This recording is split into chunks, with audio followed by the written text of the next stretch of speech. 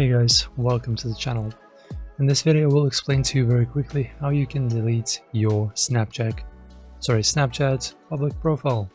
So firstly, open up your Snapchat app, launch it, access your profile, tap on your Bitmoji or profile icon on the top left corner of the screen. This will open your personal profile page. After that, navigate to the public profile settings, scroll down to the public profile section and tap on your profile picture, which is also usually labeled with your name.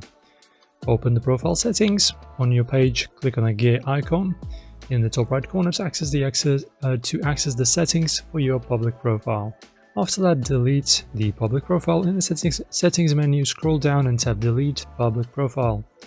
You can confirm deletion after seeing a pop-up that will appear asking you to confirm the decisions.